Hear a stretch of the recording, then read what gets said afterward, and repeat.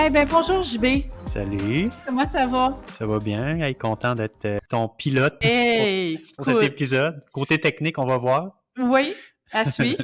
Je vais m'améliorer à chaque épisode, mais je suis vraiment contente de t'avoir pour cette émission-là qui s'appelle Les choix d'Isa. Dans le fond, On moi, peut dire que je suis un de tes choix. oui, Oh! oui, je fais mon coming out. Tu sais, dans le fond, pour moi, un des plus beaux modèles de gars lecteurs dans le milieu scolaire. Il y en a OK. d'autres que vous allez connaître au fil de la saison, là, mais pour moi, Jean-Baptiste, c'est vraiment un modèle de lecteur qui aime lire, qui partage sa vision de la lecture, qui partage ses goûts pour la lecture avec les élèves, avec les enseignants. Fait que oui, pour moi, tu es une référence, puis je suis super contente de t'avoir avec moi. Puis même, je suis tellement contente que je t'ai amené une surprise. OK. Je t'ai amené des petits cornets d'érable. Oh, OK. Regarde ça, il y en a un, deux, trois, quatre, cinq. Moi, je m'en prends un. C'est Je bon. sais pas si toi, t'en veux un, là, mais Ouais. ils sont super bons. Puis, tu sais, ça nous représente bien, hein, dans le Bas-Saint-Laurent, l'érable. Tout le monde connaît quelqu'un, un ami ou un parent qui a une cabane à sucre. Puis là, ben, c'est le temps des sucres. Fait que, écoute, on pouvait pas initier le premier podcast avec du sirop d'érable et des produits d'érable. Fait qu'on se fait un chin de cornet, Chin chin. chin. Jean-Baptiste, j'entends que tu viens de la région de Québec. Ça se peut-tu? Oui, exact. Dans le fond, on est relativement nouveau dans Là, je le suis en train de Bas-Saint-Laurent. manger pendant que tu parles. Est-ce que c'est polisson? Non, parce que je suis en face de toi et je vois que tu as une écoute attentive. Mais c'est ça, on est relativement nouveau dans la région. J'ai été enseignant, dans le fond, dans la région de Québec, là, au Navigateur. OK. Euh, puis là, récemment, Enseignant. au primaire. OK. Ouais. Puis mon dada, c'était vraiment les premières années où justement il y a l'émergence de la lecture, de Mhm. l'écriture. Et je me donnais vraiment le mandat comme gars de devenir inspirant, entre autres pour les petits modèles de gars. Puis c'était le fun parce qu'en me préparant un peu pour la balado, j'ai pu faire une introspection de mon parcours de lecteur. Mhm. Ça m'a permis de faire ça. Et la littérature jeunesse a une place vraiment particulière pour moi comme pédagogue, mais aussi à titre personnel. Fait que je suis vraiment content de pouvoir en parler avec toi parce que c'est vraiment quelque Mm. chose qui m'allume puis qui a été un moment charnière de ma vie personnelle et professionnelle là, comme Ouais. ouais, Comme petit garçon, là. Jean-Baptiste, petit garçon, là. ouais, On retourne dans le temps, là. ouais. Puis je te vois chez toi, là, dans ton salon, là. Qu'est-ce que Jean-Baptiste, le petit blond tout mignon, lit? Il lit pas. Il lit pas, Jean-Baptiste. Non, c'est ça Oh! qui est fou, puis c'est ça que, quand je parle de l'introspection que ça m'a permis de faire, ce podcast-là, c'est que je pense, contrairement à bien des lecteurs, j'ai la date précise où je suis devenu un lecteur. Ah oui? Oui, c'est le Quand? 15 septembre 2009. 15 septembre 2009. Ouais, à l'université, dans le cours de Brigitte Carrier, cours de Ouais. littérature jeunesse. Fait que la Hein? littérature jeunesse m'a emmené à devenir un lecteur. Je me considère maintenant comme un grand lecteur. Je lis 3, 4 romans par mois, mais jusqu'au 15 septembre 2009. Puis pourquoi je sais que c'est cette date-là, c'est parce que j'ai retrouvé le courriel que j'ai écrit à ma prof. Là. Je voulais te montrer un Ben, bout. Là. voyons donc. Hey, je veux lire, je veux que tu me lises ça.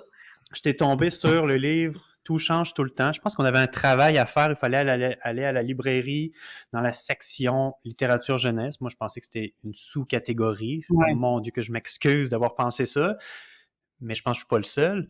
Et je suis tombé sur ce livre-là qui m'a attiré. Tout change tout le temps. Une couverture verte fluo. Mais c'est ça. Moi, je regarde la couverture, puis je me dis, il me semble que je t'imagine Ouais. tirer sur ce livre-là, puis le regarder, puis il me semble que c'est ton style. Il t'intrigue, c'est sûr. Ouais. Mm. Puis dedans, je sais pas, c'est la première fois que ça m'a chaviré de lire un album, puis c'est OK. passé par la littérature jeunesse, puis j'ai écrit à ma prof. C'est fou, j'ai eu une pulsion d'écriture pour Wow. partager ça. J'ai écrit, je sais même pas en quelle année ce livre a été publié, je sais pas quelle est la maison d'édition, je sais pas qui est l'auteur, à quoi il ressemble, puis je m'en fous, j'aimerais jamais le savoir, mais j'ai l'impression que ce livre a été écrit pour moi, j'ai l'impression que cet album comprend les subtilités de mon esprit, qu'il joue avec, je veux que ça reste ainsi. J'ai l'impression que cette œuvre, c'est mon œuvre et que personne d'autre à part moi peut y accéder. Et pourtant, j'ai envie de la partager. Et ce Wow! désir-là d'écrire à propos d'un livre, c'était quelque chose d'inconnu pour moi parce que j'étais pas un lecteur, donc j'étais pas non plus un auteur. Mais mon amour a commencé avec une rencontre d'un livre de littérature jeunesse. Je trouve ça fou parce que ça a complètement dirigé après ma façon d'aborder la lecture. J'étais à l'université quand j'ai commencé à être un lecteur. Pourtant, je savais lire. Ouais. Et comme pédagogue, c'est ce qui m'a vraiment donné la drive, pas de former des enfants qui savent lire, de former des lecteurs. Ouais. C'est tellement un monde de différence. Puis c'est pour ça que je pense dans mon enseignement, dans ma façon d'aborder la littérature jeunesse, je veux faire des lecteurs, je veux faire des auteurs, je veux réussir à déscolariser ce qu'on apprend à l'école pour que l'apprentissage s'enracine de façon durable. Et c'est ça, c'est vraiment fou que ce soit passé par la littérature jeunesse. Je remercie encore Brigitte Carrier qui, par sa passion, nous a un peu poussé vers les rayons de littérature jeunesse, nous a fait, en tout cas pour ma part, découvrir un monde vraiment fascinant. Et depuis ce temps-là, j'ai dépensé énormément d'argent en littérature jeunesse et énormément de temps. En fait, je devrais dire, j'ai investi parce que c'est tellement gagnant à titre personnel, même comme adulte, mais aussi à titre professionnel en tant que pédagogue, de passer par la littérature jeunesse. Là. Fait que c'est pour ça. 15 septembre 2009, date où je suis devenu lecteur. Hey. C'est fou que j'avais pas repensé à ça. Maintenant, quand tu me parles de lecteur, je me dis oui, je suis un grand lecteur, mais pourquoi je suis devenu un grand lecteur? C'est parce que j'ai eu une rencontre avec un album de littérature jeunesse. Je trouvais ça fou, là, je trouve ça captivant parce que, tu sais, moi, je suis une grande lectrice aussi, mais j'ai un modèle je suis comme un modèle un peu cliché dans le sens où j'ai eu une maman qui avait une bibliothèque immense. Fait que moi, j'ai grandi en jouant à la bibliothèque. Dans le fond, je jouais à la bibliothécaire avec les livres de ma mère. Je faisais des petites enveloppes avec des petites cartes, puis je jouais à faire des prêts. Puis je m'amusais à feuilleter les pages, même si je savais pas lire. Elle avait une grosse section de documentaires. Là, où je regardais les images des livres de médecine. J'étais captivée par les images d'opérations et de toutes sortes de maladies dégueulasses. Mais moi, j'adorais regarder ça. Fait que ça me passionnait. Et dans ma chambre, j'avais une grosse bibliothèque garnie aussi de livres. Fait que je suis vraiment comme un modèle standard de lectrice. Tu sais, la petite fille qui a été inondée, baignée dans la littérature, puis que la passion est venue d'elle-même parce que j'ai grandi avec ça. Mais toi, je trouve ça vraiment particulier puis vraiment intéressant. Puis c'est ça qu'on souhaite chez nos élèves aussi. Oui, parce que j'en veux pas à mes parents parce que pour différentes raisons, peut-être c'est pas des lecteurs. Par contre, j'en veux à l'institution qui est censée nous donner le goût de lire. J'ai été formé à être capable de lire. Mais je suis pas devenu un lecteur. J'ai pas eu. Pourquoi? Ouais.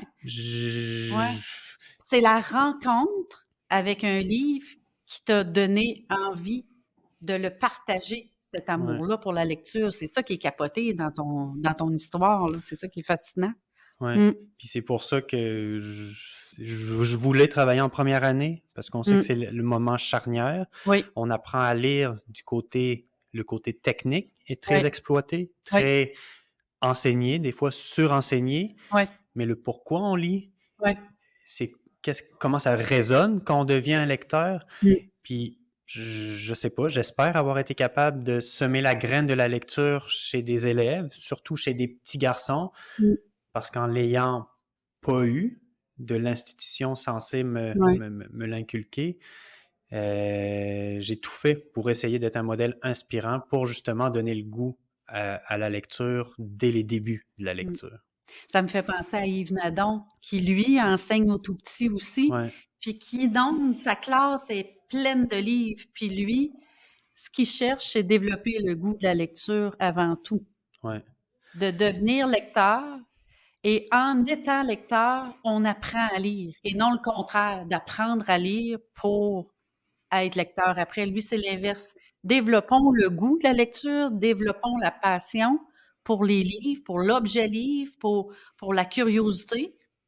Puis, à travers ça, on développe nos habiletés à lire. On se donne des défis, on monte un peu le niveau de difficulté de lecture, puis c'est comme ça qu'on devient un lecteur engagé, puis qui a envie de partager ses lectures. Fait que tu me fais penser un petit peu à Yves Nadon dans ce sens-là. C'est quand même... Ah ouais, c'est hein, c'est je tout qu'un t'envoie pas mal de compliment. fleurs, là. Moi, je t'ai connu comme enseignant ortho, Ouais, avec ta dans fille, entre autres. avec ma fille, entre autres, dans une école primaire Ouais. où, encore là, tu étais un passeur culturel extraordinaire parce que tout passait par la culture et par le livre. Ton Ouais. enseignement passait par là aussi. Là, tu es conseiller pédagogique. Comment tu vois ton rôle de conseiller pédagogique par rapport à tes valeurs, par rapport à la lecture, tes croyances par rapport à la lecture? Le livre est un outil non pédagogique trop fort pour qu'il ne serve pas la pédagogie. Oh, attends une minute. Répète. Là, attends un peu. Je vais prendre une petite bouchée de sucre, là. Elle recommence. Il faut que oui? Dans mon désir de déscolariser ce qu'on apprend à l'école, je suis persuadé que s'éloigner des outils trop pédagogiques est vraiment efficace. Hum! Et le livre de littérature jeunesse, à la base, est non pédagogique. Je parle de littérature jeunesse, pas nécessairement de livres gradués ou Je de comprends. livres pensés en termes pédagogiques, mais les Oui. livres qui sont pensés pour dire quelque chose, partager une émotion, sont non pédagogiques. Et en étant non pédagogiques, ils le sont tellement parce Tout à que fait. je fais une pause, puis je vais aller du côté des neurosciences. La neuroscience nous dit, c'est relativement nouveau, mais nous dit qu'il n'y a pas d'apprentissage durable si nos centres émotionnels ne sont pas activés. Mhm. On peut apprendre par cœur, puis si on est chanceux dans la vie, puis Ouais. qu'on est tombé du bon côté cognitif, on a des bonnes facultés cognitives, on va apprendre, puis on va oublier un peu plus tard que l'examen, fait que ça Ouais. va bien paraître. Moi, ce qui m'intéresse comme pédagogue, c'est de faire un apprentissage durable. Donc, d'activer les centres émotionnels pour que ça s'encode bien, ce qu'on apprend. Ouais. De le Et vivre comme un événement, quelque part, oui, puis qu'il y ait une empreinte dans le le livre, en corps. étant non pédagogique, c'est ce qu'il fait. Il Ouais. active les centres émotionnels. C'est pas pour rien Ouais. que les enfants, dès le début de leur vie, veulent qu'on leur raconte 40 fois la même histoire, Ouais. mais c'est parce que ça leur fait quelque chose, ça active quelque chose chez eux dont ils ont besoin. Ouais. Puis on se bat des fois à dire faut que j'engage les élèves, faut que je les motive, et on a un outil non pédagogique qui nous sert, qui pourrait nous servir tellement si on l'exploitait davantage. Puis comme tu Ouais. disais tantôt, enseigner la lecture sans livre, pour moi, c'est comme apprendre la natation sans aller dans la piscine. Ouais. J'ai beau me pratiquer sur le côté à faire de la brasse, est-ce que je vais être un bon lecteur? Je sais pas. Je veux savoir la technique de la brasse, mais si je suis pas dans l'eau, si Ouais. je pourrais pas le savoir. Et je trouve à l'école, on est très bon pour apprendre des fois un petit peu à côté du contexte. Alors que Ouais. quand on pense aux apprentissages qu'on fait dans notre vie, à nous, c'est en contexte fort et signifiant. Si je veux Tout à fait. apprendre à coudre, ça va partir d'un besoin d'apprendre à coudre. Puis je vais coudre avec une vraie machine, peut-être pas la machine high-tech au début, mais je vais quand même travailler avec un vrai fil, des vraies aiguilles, des Essai-erreur. essais-erreurs. Fait que c'est un outil trop puissant pour s'en passer. Et c'est un petit peu le message que j'essaye de passer quand je vais faire des animations littéraires, par exemple, Ouais. dans les classes. Comment l'exploiter, comment se servir de cet outil-là à la base non pédagogique pour l'utiliser de façon pédagogique. Ouais. Et c'est tellement puissant un livre que c'est pas rare qu'on voit le petit tannant de la classe qui, au moment de la lecture du livre, s'arrête, s'apaise, puis devient focus. Puis à la fin, le prof qui tient, je l'ai jamais vu focuser de même. Ouais. Ça nous prouve à quel point c'est puissant, à quel point ça active quelque chose. Ouais.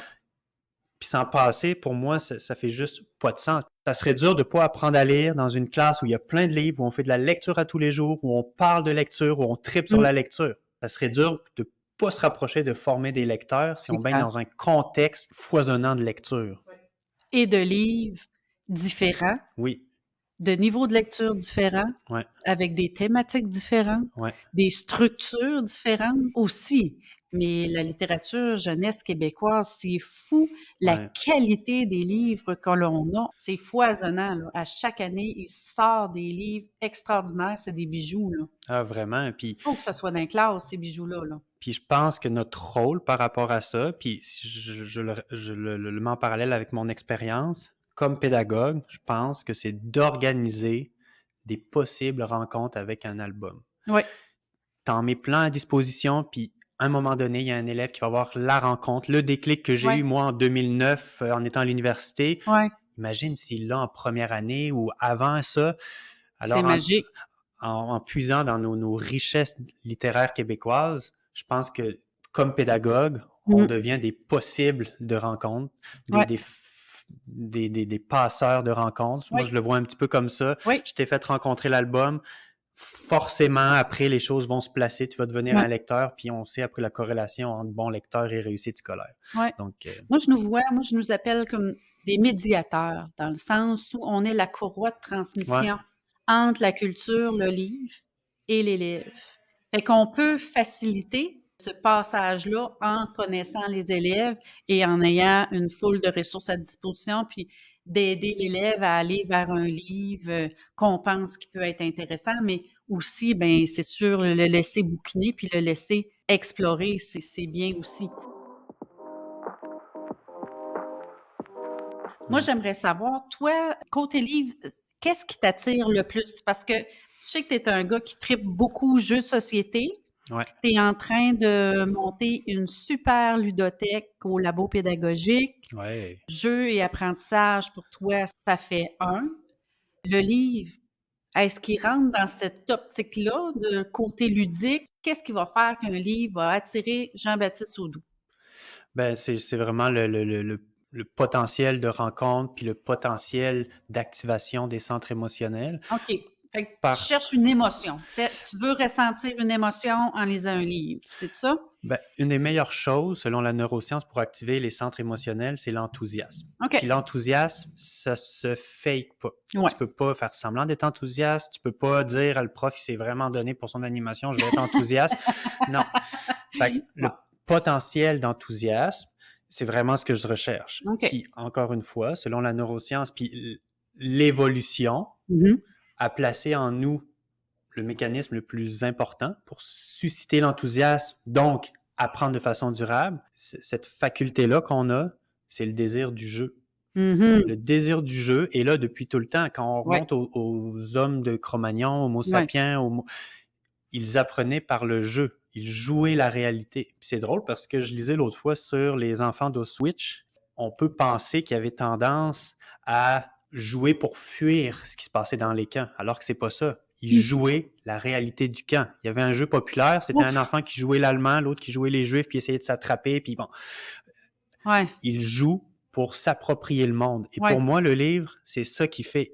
Il permet à l'enfant de s'approprier le monde. Ouais. Pendant qu'il lit le livre, l'enfant, il vit autrement, il vit en parallèle, il vit des fantasmes, des possibilités qu'il ne peut Ouais. pas exploiter quand il est dans le monde réel. Ouais. C'est exactement ce que le Ben, jeu fait. c'est ça. Comme Euh, l'enfant s'approprie son monde par le jeu symbolique ouais, beaucoup. exact. Après ça, passer par d'autres types de jeux, mais Ouais. ouais, je Le comprends ce que tu jeu veux et dire. le livre, en étant des générateurs d'enthousiasme Mm. massifs, des super outils générateurs d'enthousiasme, activent les centres émotionnels.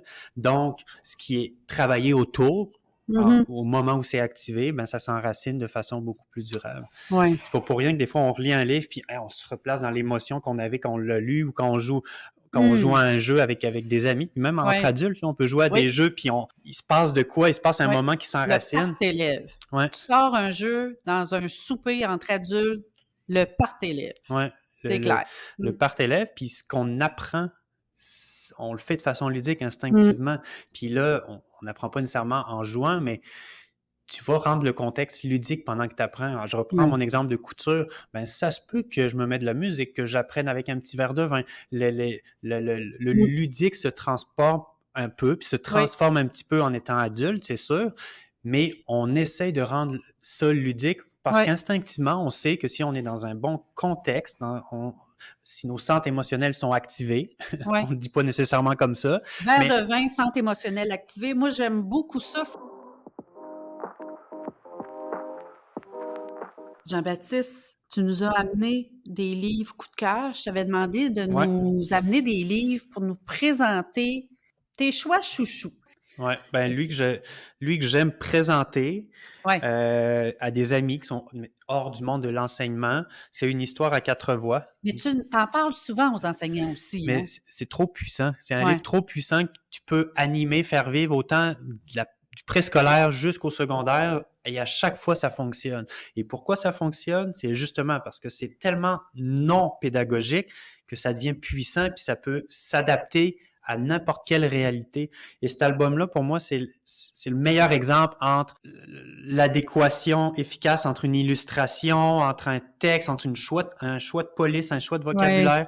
Euh, Rapidement, là, c'est une balade au parc qui est dérivée en quatre versions, quatre personnages qui racontent leur propre version, Leur point de vue. donc leur point de vue d'une même journée. Donc, on peut Ouais. s'attendre à ce qu'il fasse la même température dehors, que ce soit peu.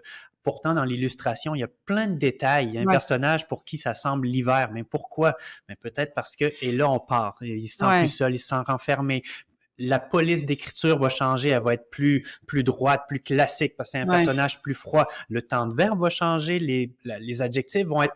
Donc, tout va coller avec l'émotion qu'on Ouais. veut partager. Puis c'est tellement riche d'interprétation que à chaque fois que je l'anime, puis ça fait des dizaines et des dizaines de fois que je le fais, il y a des élèves qui me pistent sur plein d'autres choses. Ouais. C'est fou là, qu'un livre qu'on pourrait dire fini Ouais. soit infini dans son Ouais. interprétation. Mais c'est la puissance du texte, hein? Oui, C'est le français au service d'une ouais, histoire. exact. Mmh.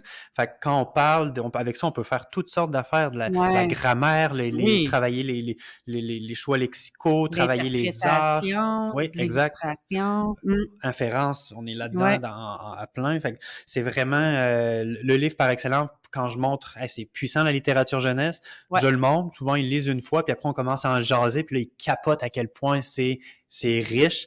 Fait que ça, pour initier quelqu'un qui dit, ouais, la littérature jeunesse, c'est un peu... Est-ce que c'est des livres enfantins? ouais, C'est exact. des livres avec, des images? Ouais. Ce livre-là, là, il est excellent pour un peu... Illustrer la puissance ouais, exact. du texte, la force des illustrations. Ouais. Mmh. Puis sinon, dans Wow! les autres livres que j'ai emmenés, j'aime Oui. beaucoup les livres non-livres un peu, Ouais. parce que les enfants sont habitués à ce qu'on leur lise des histoires qui se Oui. tournent de droite à gauche avec des petits personnages classiques. Donc moi, dans mes animations, j'aime beaucoup déjouer ça. Donc j'ai des livres accordéon, Oui, pas c'est d'image, c'est amusant ça. Tralalaire de François Soutif. Tous les François Soutif sont tellement créatifs, qui ont une Mmh. multiple interprétation, c'est génial. Les Hervé Tullet, les Oui. personnages qui sont des points de couleur, puis qui demandent de rentrer en interaction avec Ouais. le livre. Puis ça, mon petit gars qui a 2 ans capote là-dessus parce que tu appuies dessus, Ouais. il y a un rond qui apparaît, il grossit. Un peu comme un livre interactif, là. Ouais. Un livre interactif Mmh. sans écran, tu sais, Oui, c'est c'est ça. fou, là, Mmh. c'est tellement wow. Mmh. J'ai le livre sans images qui a Oh! le postulat de base qui dit aux enfants, ouais, Je hein, le connais pas celui-là. on t'a dit que c'est plate un livre sans images, hein? Pourtant, il faut que je t'explique comment fonctionne un livre. Il faut que le lecteur lise tous les mots, sans exception. Puis là, le livre fait dire des niaiseries au lecteur. Fait que là, les enfants sont crampés parce que là, le lecteur, il fait « Oh, il faut que je dise ça, mon Dieu, j'ai pas le droit, mais c'est ça dans le livre. Il faut lire les mots qui sont écrits. » Et j'ai Frouche de Oui, Mathieu Lavoie, un oui, auteur québécois que j'adore. oui. Un livre sonore. Mmh. C'est juste des sons pour le raconter. Fait que ça, encore une fois, on le raconte en classe, ça rigole. Ouais. C'est vraiment chouette. Là, ben, on travaille la langue, là, on travaille les sonorités, les Ouais, sons, le plaisir aussi de lire, là. ouais. C'est, Mmh. fait que des livres, non-livres, là, j'adore ça parce que ça Mmh. déstabilise un petit peu les élèves. Puis Mmh. les enseignants aussi. Souvent, c'est le Ouais. genre de livre qui savent pas trop comment animer parce que soit il y a pas de mots, peu de mots. Fait que aller animer ça en classe, moi, c'est vraiment ce qui me fait triper, là. Ben, c'est le genre de livre que même s'il y a pas beaucoup de texte, tu as pas le choix de te préparer à le lire parce que tu dois te mettre dans une posture, justement, Ouais, plus ludique, plus dégagée, où tu es en interaction vraiment avec les élèves, là. ouais, exact. Mmh. Hey, moi, je veux te présenter un livre aussi coup de cœur. Ouais, je le connais pas, lui. Tu le connais pas? Non? Écoute, c'est un petit bijou. Le livre du livre du livre de Julien Bert. Dans le fond, ce que c'est 3 histoires enchâssées. Tu as une première histoire, mais tu sais, souvent, on en parle des histoires enchâssées. Il y a une histoire de base à l'intérieur duquel il y a une autre histoire, à l'intérieur duquel il y a une autre histoire.